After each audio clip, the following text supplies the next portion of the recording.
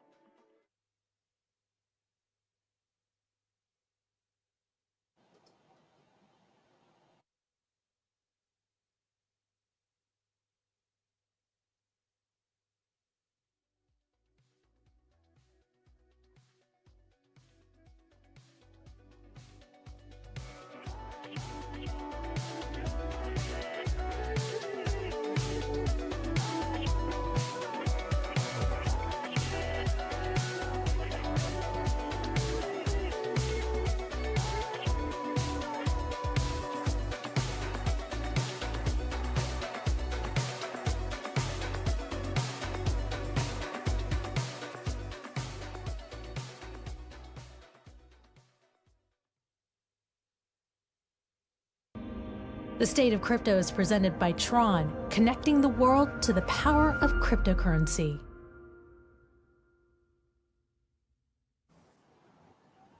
Ripple's partial court win against the SEC could be positive for Coinbase's stock, according to our next guest, Needham Company senior research analyst John Todaro. Welcome, John. Let's get right into this here. I feel like I can guess why you think this would be good for Coinbase's stock, because, ostensibly this is a sign of regulatory clarity, and, this is seen by some people as like a positive ruling. But I mean, it is a partial ruling, right? It's a partial victory. There's a lot of mixed opinions in the crypto community. Some people saying that this is just as confusing as anything else, and it doesn't really bring regulatory clarity. And B, it's not even that good. Like, this might not even go that well. So why, given all those concerns, do you still see this as positive for Coinbase? Yeah, sure. So I think it removes the major concern, which was Coinbase could lose 30% plus of its revenue because it was going to have to delist most altcoins. This ruling looks like that might not be the case. And in fact, Coinbase has come out and relisted XRP. So if anything, Coinbase is viewing it as, okay, we should go out and list other assets versus we need to go out and delist a ton of assets. So I think it does kind of remove some of those concerns that along the way, Coinbase might have to delist a lot of assets, which is going to be a big deterrent to their exchange business, which is where they get most of their revenue from. So I do think the ruling is positive from that standpoint, and it does give institutional investors a little bit more clarity in how this can play out. And now you can start digging into Coinbase's fundamentals a bit more versus the stock only moving just on regulatory concerns or positive regulatory announcements.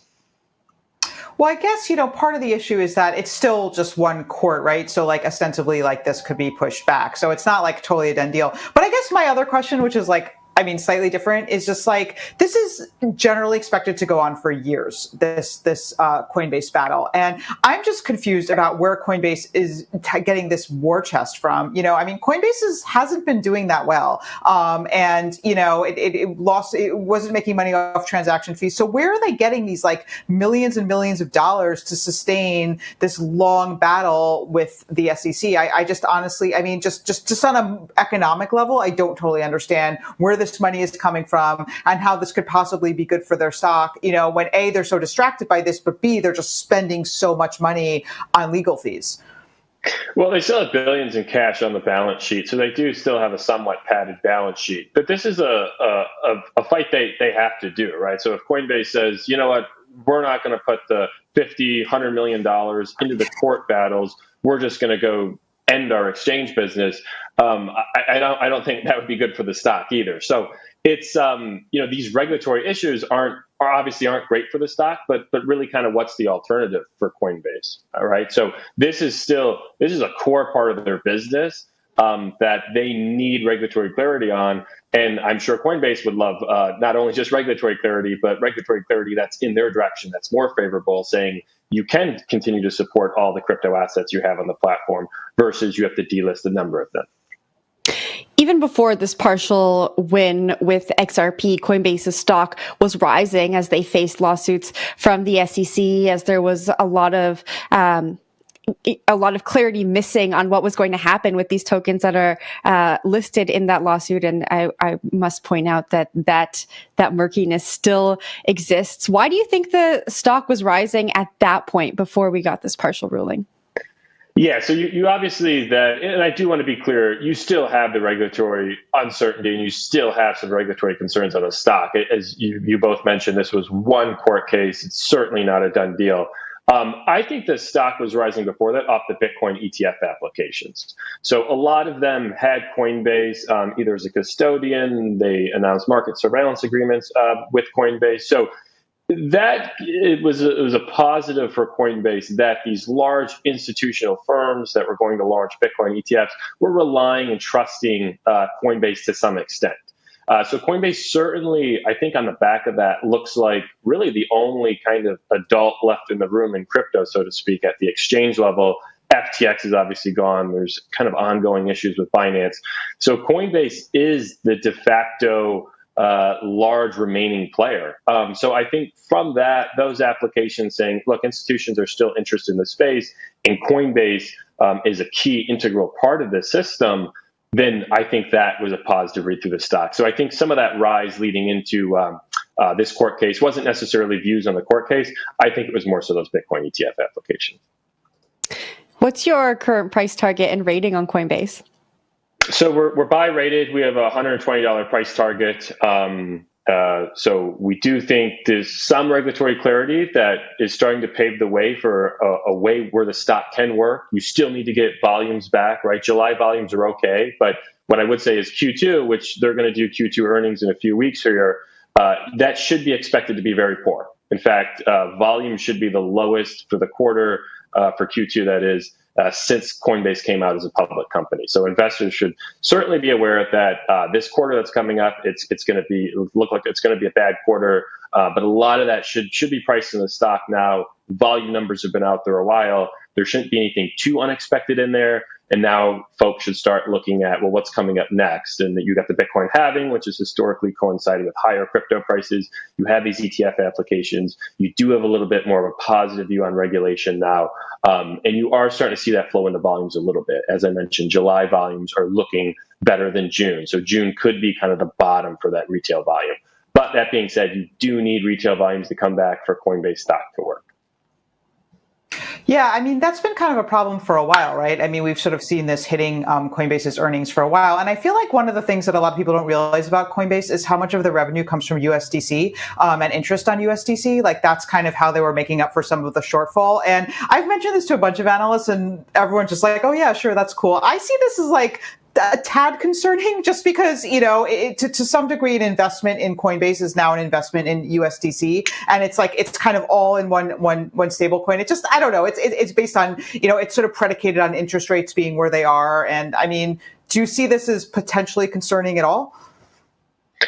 Yeah, the fact that USDC market cap is kind of kept going lower is an issue. It's a little bit offset by higher rates. So rates keep rising, but the USDC market keeps bleeding lower. They need to get USDC market cap to stop bleeding lower. And to your point, yeah, you do have a risk where it's one stable coin. And there could be regulatory issues around stable coins as well. So if regulations come out that negatively impact USDC, that could be a big impact to Coinbase, sure. Now, on the flip side, if you do see rates start to get cut or start to get lowered here, they're going to take an interest income hit on USDC.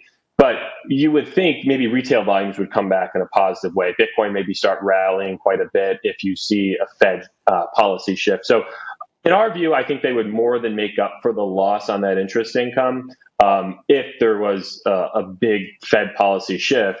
And crypto likely would do pretty well off that, and you'd bring in a lot of those retail volumes. And at this point, Coinbase actually has a pretty large spread that they charge on retail clients. So if you do get retail volumes back, and if they keep that spread that they've had over the last quarter or so, they're going to do more revenue than they did before. If they did the same volumes they did in 21, say they do that in 24, they're going to have much more revenue because they now charge quite a bit more. All right, John, we're going to have to leave it there. Thanks so much for joining us this morning. Thank you. Of course. Thanks for having me. That was Needham Company Senior Research Analyst John Todaro. Coming up, our next guest went from the baseball diamond to the world of Web3. We'll speak with Micah Johnson about what he's brewing after this short break.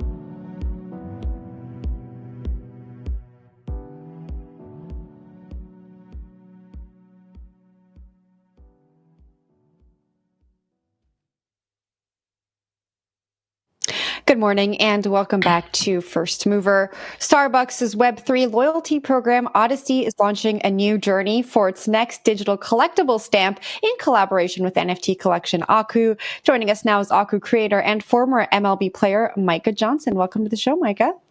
Hey, thanks for having me. You have to ditch the MLB thing after a while. It's like been 5 years. I think it's like Never. I'm too old. We will never. I'm getting too old We'll now. never ditch it. All right. Today is when Aku Adventure launches. It's going to allow Odyssey members to embark on a mission with the NFT and collect stamps. Tell us more about it. How are you introducing people who go to Starbucks to the NFT collection? Yeah, it's super cool. So, first of all, thanks for having me on today. But it's a super cool collaboration we did with Starbucks, brought to you by Forum 3 and that entire team who brought this together. It's a dream come true, really, to be able to participate in something like this with a brand as large as Starbucks. And our journey, we wanted to really embody Aku's spirit, empowering people to achieve their dreams, chase their dreams through education, empowerment, and encouragement. One of the coolest things about the journey is when people get to create their own rocket ship out of Starbucks cups, and there's been a few shared on Twitter already, and it's super cool, and it's crazy to see how creative people are. So it's a really cool journey. What do you mean by making their own rocket ships out of Starbucks cups? Because I've done a lot of things with Starbucks cups, and none of them involve rocket ships. Yeah, you got to check it out on Twitter. It's super cool. Part of the journey was to go to Starbucks, buy a cup, and turn it into a rocket ship. And so people are adding all kind of flair and pizzazz to it. And it's super cool to see the people tap into the creative side. I saw somebody said that they did it for like a date night. So Aku's helping bring people together through quality time and the love languages. I hope you comp them for that date night. That's there you go. That she definitely deserves some kind of flowers for that. That's kind of a all right. It's nice, right? Quality time. One of the 5 shouldn't love take their languages. dates to Starbucks. I mean, spend a little more. I know they're expensive, but come on. I love it. Getting back to that. So kind of, just walk us through here how it works, the relationship with Starbucks, and the economics behind it. Yeah, it was a bigger play than just the Odyssey. The Odyssey is just one part of it. The biggest initiative was I had this dream of distributing 5,000 backpacks to kids full of school supplies to kids in need this fall. And Starbucks raised their hand and wanted to participate and support that initiative. And so alongside the Odyssey journey and what we're doing in the Web3 side, there's a Web2 component, which is very near and dear to my heart, because I think everybody can relate to how extensive some of these back to school lists can be and how daunting it is to afford to pay for that entire list. So they've supported us financially in that endeavor as well as contributing to Blessings in a Backpack, and we'll be distributing those 5,000 backpacks to kids in August. And where are the kids going to be located? It's all over the country. So we've been working with Blessings in a Backpack, Baby to Baby, LeBron James Foundation, Chance the Rapper's Foundation, and a few others, Tiffany Haddish Foundation, Kelvin Beacham, to be distributing these backpacks in different events and different experiences across the country. Just 5,000? You should push Starbucks for more. Let's do it next year. I think CoinDesk can get involved next year too. 50,000. This video clip as it. For the price of one cup of coffee, you can get 50,000 backpacks. I know where I'm coming next year. You guys got the big dreams. Yeah. Micah, I have to ask you, this whole project was inspired by your nephew. Now, you're talking about Blessings in a Backpack. What does it feel like to see some of these systemic issues that have, held people of color back from these grand positions be addressed because of your NFT project? Well, I think for me, the most important part of life is this. I've been very blessed to achieve many great things in my life that have been selfish endeavors, playing in the major leagues, having my art shown in different places. Those are all selfish endeavors. And nothing feels better than actually doing good in the world. And so this initiative, although, It does nothing for maybe the Aku, anywhere from like the money side of things. What it does is it speaks to a mission. It speaks to our character, not just being a character that represents good, but a character that's actually doing good in the world. And I think that's a rare kind of combination. There might be very popular characters, but what character is actually making change in the world? And that's really all I care about at the end of the day. And I think that's what God's called me to do. So, I mean, the kind of elephant in the room here is that NFT market's doing pretty poorly in general. People are getting laid off. NFTs just aren't selling. And just generally, there's just not nearly the kind of hype that there was. And I know a lot of people say like, oh, this is good because like the high quality projects are going to come through, et cetera, et cetera. But still, it's not a great situation, right, for NFTs. And I'm just curious, like, if that's affected your project at all, or just, how you see that atmosphere. Yeah, 100% affected us as well. The financial situations of NFTs, as you said, is not as great as it once was. But at the same time, I never got into NFTs because of the floor prices or the price of anything or the revenue that was there. It was because I saw the opportunity to release IP, create new IP, and have ownership over the creative that I output into the world. And that hasn't changed. And you look at organizations like Starbucks who are continuing to build in this space. I think that the prices that we saw at one point might not ever return, but there's still opportunities here in the industry. And Aku being one where we develop IP and we release IP to the community, where we think we have a really strong opportunity in a window here to take advantage of some of this downturn. Mike, on the topic of intellectual property, you recently tweeted Hollywood is shut down, Web3 is open, Web3 has a chance to be a new medium of storytelling. This comes as a union representing over 150,000 Hollywood actors officially went on strike last week. Tell me how you envision Web3 to usher us into the future of entertainment. Yeah, look at the way I did it. I knew nothing about Hollywood. I knew nothing about entertainment. I knew nothing about that industry, but I've been able to, for now years, generate revenue off of this character and off of this IP. And I still retain 100% ownership over this IP. And so I think this new ownership model and sharing in the upside of these our creative is very important. And that's what Web3 does. It gives us a platform and an opportunity to build an audience and build a community. You look at some of these communities that exist now, millions of followers. You look at Pudgy Penguins, they have hundreds and hundreds of thousands of followers on Instagram, and they're moving products at an extremely alarming rate. The financial kind of constraints that existed before by having dependencies on bigger organizations to output our creative that's not there anymore. But now I think Web3 can be that new medium, and I'm hoping to usher in a new wave of creatives during this tough time right now. Any other big partnerships in the works? You see these headphones? Check those out. Are those Dre? Oopsie. Beats by Dre? Oopsie. I don't know if you saw those. Oh, gee. That's a little something. Huh. How about that? Well, all right, come on, say it.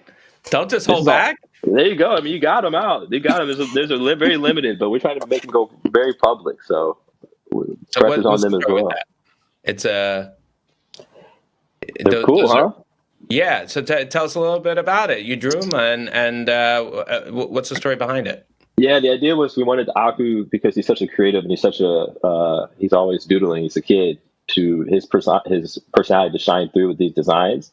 And so it's like, as Aku got a new pair of headphones, what would any kid do with a new blank pair of headphones? They would obviously doodle on them. So these are the Aku Beats headphones. How many are going to be made? Are they limited edition? There was only super limited. So there was only 13 that were made, and three of them went to the community, and I shipped those out last week. A couple others went to some of our partners and key people, and obviously I got one pair, so I got to keep it super clean. I assume they're hand painted and not. They're not. No, but what? They are. No, they're digitally painted, and then boom, they did the whole thing. The real deal. I got the box. You gotta check the box out. You got the box and all. Wow. Those are. How much are they? Just asking for a friend.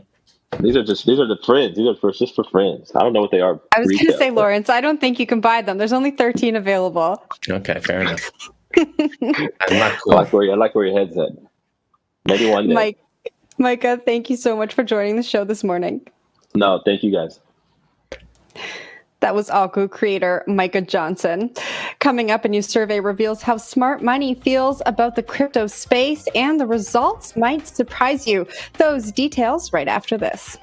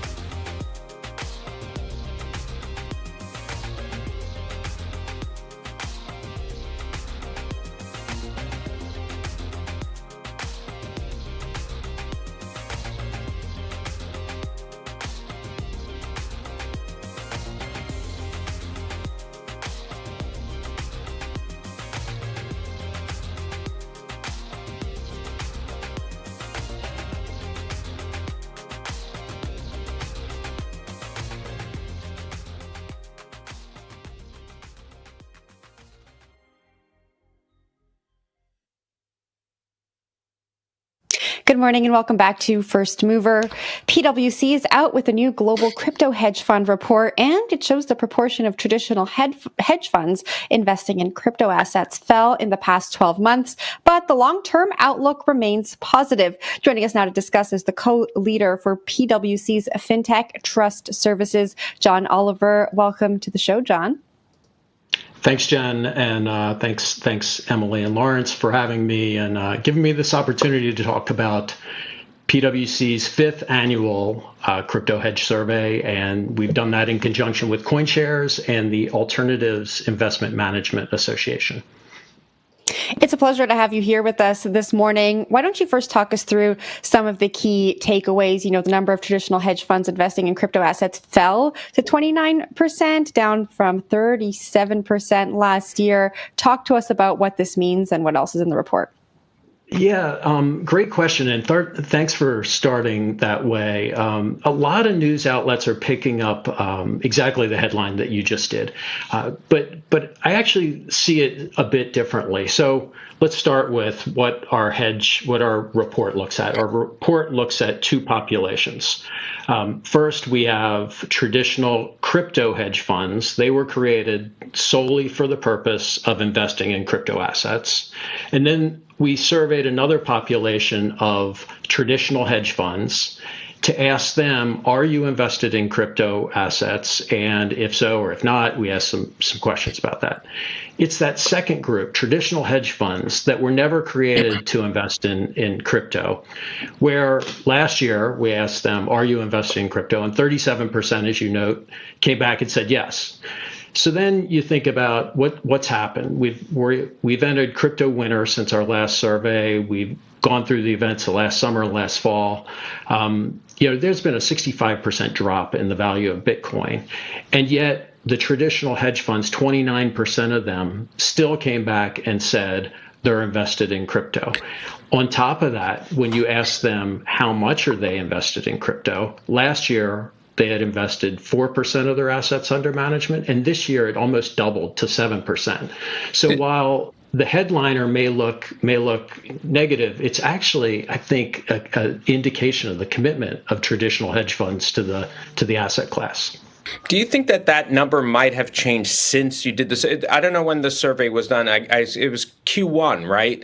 And back in Q1, as you said, we had crypto winter. People were licking their wounds from the FTX debacle, catastrophe, if you will. UST was still providing a stink in the air here for a lot of people who got burned.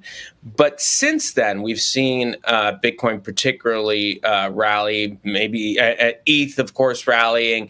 The alts, maybe not so much. They have regulatory pressures. But do you think that with the majors, ETH and Bitcoin, rising as they did, that maybe some of that percentage that dropped off in the second survey might have come back into crypto, and because they don't want to miss out on another rally? Yeah, and first of all, you have the timing right, and so we have had a bit of a bull market here in the past couple months. Hedge funds are opportunistic. That again, we have two populations: the crypto traditional hedge funds, they're going to be in no matter what. But the traditional guys, they have an option, an election to make on whether or not this is an asset class they're going to invest in. And when they see movements, they're going to move into the asset class. So, yeah, I wouldn't be surprised if the percentage increased, but, we don't know.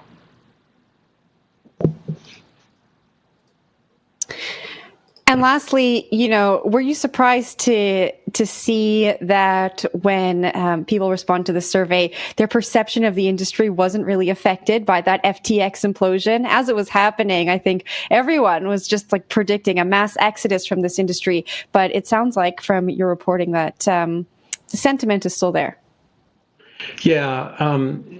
If you look at the crypto hedge funds, I think they're true evangelists, and they understand that the market dynamics are going to go through ups and downs, and some of the events obviously were pretty earth-shattering this past fall, but that's to be expected with a developing technology and asset class, and so they're all in.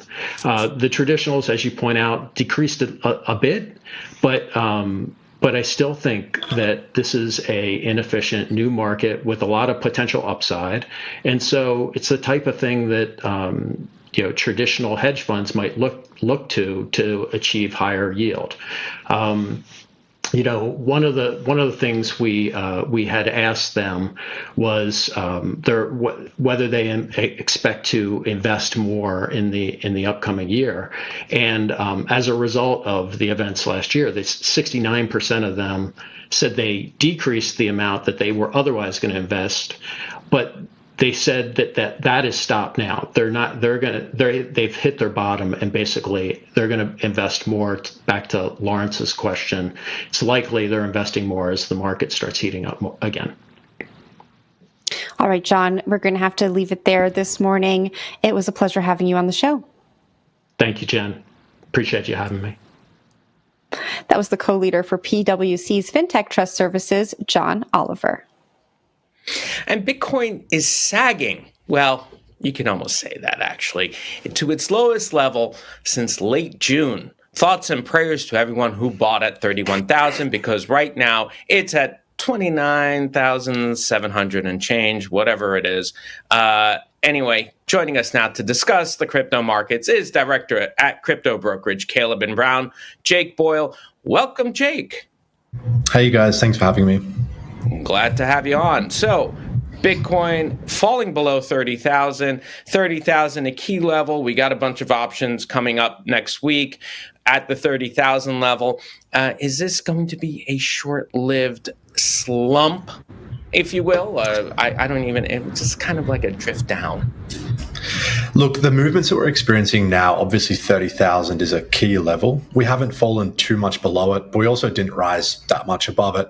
I think it's critical to note that we've had a few hype events recently, XRP with the SEC last week, a few ETFs here and there being lodged, and these headlines come, they go, then macro events transpire, and the market is still very range bound, and it's quite stagnant. I think we're not going to see any major movements for a little while until some key events become history for us. Nonetheless, Bitcoin relative to ETH it's underperformed. ETH has overperformed Bitcoin over the past few days. You have a chart actually that shows that ratio where that spike, that rally, if you will. And if someone can bring it up here, it's the chart of ETH versus Bitcoin. The rally, of course, shows that little pop up there. That means that Bitcoin is outperforming. ETH is outperforming Bitcoin. Explain that and why we had that little bit of a rally relative to Bitcoin. Yeah, great question. So Ethereum's buying power has gone up quite noticeably against Bitcoin, which over the last few years, I would say has generally been more on the rare side. Bitcoin typically absorbs a lot of market dominance, particularly as bull markets start to proceed. Now, what we've seen recently is Bitcoin, which is just under half of the entire market cap of the crypto ecosystem, it started to stabilize. Ethereum is still a part of the altcoin family, if you want to call it that. And as a result of that, it's more susceptible to short-term news announcements, updates, and whatnot. Bitcoin is just Bitcoin. And I think that's a narrative that we've really run with this year. It doesn't change all that much. Ethereum is prone to upgrades. It's prone to community changes. Every other month, there will be a new project, which is the forerunner of Ethereum utility and smart contract utility. So it's subject to regular change. I think as the rest of the year proceeds, we're going to see more events where the Bitcoin and Ethereum dominance relative to one another becomes a real large talking point. We've got plenty of clients contacting us thinking, is the flippening, which was a core event of a few years ago that people were talking about, is that potentially on the cards? It's anyone's guess, but I believe the number one and number two spot for the crypto market leaders is certainly cemented. Yeah, flippening not going to happen. You also have another chart where you note that layer one protocols, Stellar and Solana, as well as layer two Optimism, had explosive double-digit growth following last week's XRP news. So I guess the question is why those three tokens specifically? Because you could see like a lot of different coins could follow that XRP news in different ways, but why those three?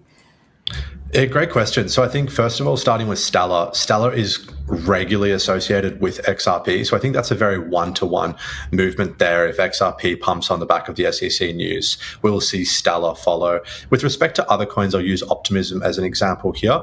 Potentially, maybe it comes down to the name, but I think the reality with cryptocurrency is investors get burnt on old projects. We see some projects whereby they pump dramatically in a bull market, they fail to deliver on their promises, and then you've got all these bag holders, as you call them, who are just down 99% on their holdings. Optimism provides something new. It hasn't experienced a dramatic bull market, and it hasn't come down 99% from its all-time high.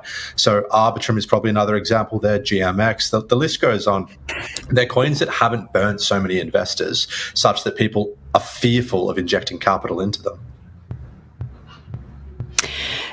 Jake, thanks so much for joining the show this morning. We're going to have to leave it there.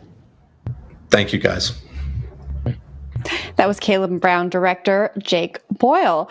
That's it for First Mover. I'm Jen Sanasi. Thank you to my co-hosts, Emily Parker and Lawrence Lewitton. First Mover returns tomorrow at 9 a.m. Eastern Time. In the meantime, you can catch the hash today at noon right here on CoinDesk.com. You're watching CoinDesk TV.